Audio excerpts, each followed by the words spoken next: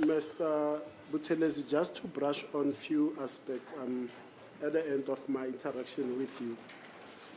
This Nongoma case 16310 of 2018, for which you were arrested on the 17th of October 2018, is there a murder charge related to that offense?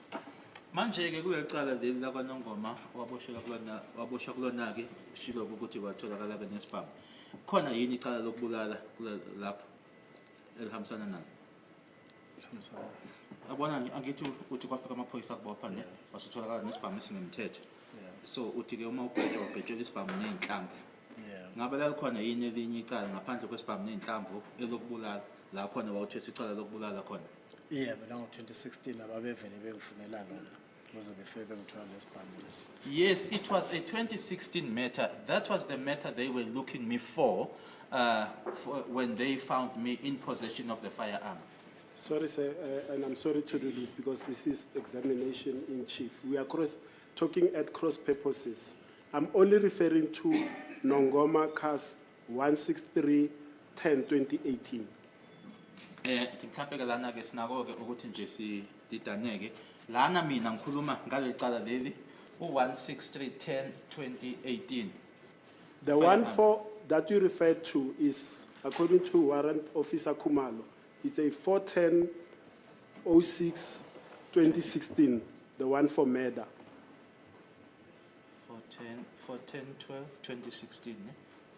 Leli wena okhuluma ngalo lana 410-12-2016. Ileli ke uKenneth Khumalo akhuluma ngalo yena ke inamba yakhona ke u410-12 of 2016. Uthi yena ummeli icala akhuluma ngalo ileli 163-10-2018. Ayikho imeda ehlobene nesibhamu. There was no murder related to that firearm. Now let's come to this aspect. Now, at the end of your interaction with Brigadier Gininda or Colonel Gininda at the time, you say you then request the prison order to take you back to the cells. Is that correct? Ushilo ke ukuthi seniqedile ukukhuluma naye uBrigadier Gininda wacela ke iophethe ijele ukuthi ke ubuyisele kwisection yakho. Yeah. Yes, Manathi. Now, do you know accused 5, Mr. Fiso Kutlentuli, here in this court? Umsola wesihlanu ke umnumzana uFiso Kuhlentuli phambi kwalenkantolo uyamazi? Yeah. Yes. How do you know him? Umazi kanjani? Imazi umshana ke mzala usisi. His mother is like in my sister, my elder sister, so he's my nephew. And did you meet him anywhere during your time in incarceration? Ngesikhathi ke oboshwe ngaso noma ke osejele ngaso kunala owahlangana naye khona? Yebo sasina iqala busha. Yes, we were together at Kalakabusha. And did you see him after your interaction with Brigadier Gininda when they approached you? Ingabe wahlangana naye yini ke emuva kokuthi wena usukhulume noBrigadier Gininda? Yebo ngambona ngakusasa walapha uNtuli ngoba ngakade ngibatshela ukuthi kunamaphoyisa ezongijaja icala senzomeyiwa.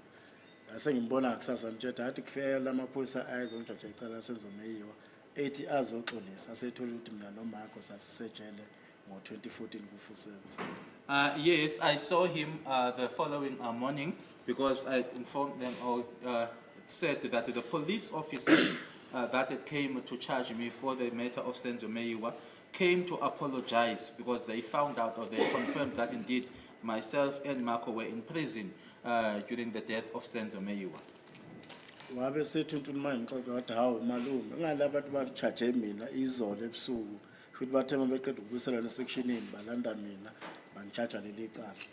He then said to me, "Oh, uncle, these very same people charged me during the evening, which then means that when after they taken you to the cells, they then came to me, and then that's when they charged me for the same matter." And do you recall the date as to when you met Mr. Ntuli after the approach by Colonel Gininda and other police officers? Sorry. Does he recall that date? When now he's interacting with Ntuli to say, I was charged yesterday, and Ntuli says they came to me the following day. When was that date or that period? I-date leyo noma ke leso sikhathi leso ngabe uyakhumbula ukuthi kwakunini uma kwenzeka lokho? Angisakhumbuli. No, I can't. July. I can't recall, but it was in July. Okay. And it was in July of which year? Ngawuphi unyaka? 2020. 2020. As the court pleases, my lord, those are the questions that I had for the witness. Thank you, Mr. Buthelezi. Siyabonga Buthelezi. Any cross-examination?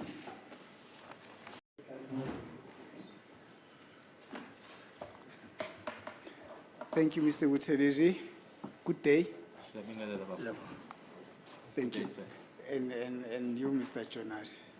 Good day, sir. I'm sorry about what happened yesterday between Bafana Bafana and Mexico, but we still have a chance. I saw you were lamenting in the morning, Mr. Jonas. I'm sorry about that. No, that doesn't concern any Chiefs fan. All Chiefs fans are happy. Oh, okay. No, thank you, Mr. Jonas. In any event, let's let's proceed. Mr. Buthelezi, you are saying the day on which Brigadier Kininda came, he was in a company of 3 other police officers, not so? Uthi ke ngale langa uBrigadier Kininda eza ngalo wayehamba namaphoyisa amathathu. Yeah, we was 4. Yes, he was the 4th one. Yes. That is the day on which he came to apologize about making certain allegations about you in respect of the death of Senzo. Ukuthi ke babezoxolisa ke ukuthi ke baba neinsolo abazenza kuwena ke mala necala lika Senzo. Yeah. Yes. Now, you were saying, as Brigadier Kininda was talking to you, there's a gentleman, or there was one of the police who was with him who was writing the statement that you ultimately signed. Uthi ke ngalesikhathi lesi uBrigadier Kininda ekhuluma nawe kwakunephoyisa elalibhala phansi lona lokho okusho wena emuva kwalokho wasebuya sign. Yeah. Yes. And from what you said when you were being led by Mr. Ramusipele, it's like it was never read back to you. You also never given the opportunity to read it back, to read it on your own. Uthi ke kuloko ngikuzwe ukusho ke kuyena baba uMsipile ukuthi ke emuva kokuseqediwe kubhala lokho abazange bakufundele noma awuzange unikwe nethuba lokuthi wena ukufunde. Yeah. Yes. And you say you do not know these policemen who were in the company, or these people who had accompanied Brigadier Kininda on that day. Uthi ke lamaphoyisa la ayehamba noGininda ngalelo langa lelo awazi. Yeah. Yes, I can't remember them. Thank you. And you are saying the day on which you gave that statement regarding your whereabouts, at the, that is now at the time at which Senzo Meyiwa died, soon thereafter, in fact, the following day, you met accused number 5.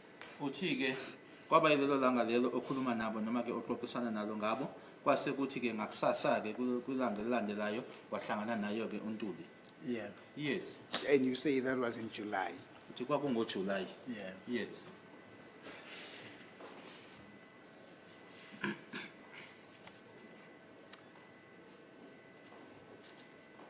So subsequent to there too, you never had any visitation, that is now according to your testimony, you never had any visitation by either Kininda or any other police who could have been involved in the investigation of this case. Uthi ke emva kwaloko awukazeke uphinde uzobona futhi ke noma uGininda nanoma elinye nje iphoyisa ke eliyingxenye yophenyo lalo icala leli. Cha. No. Thank you, my lord. That will be all. Thank you.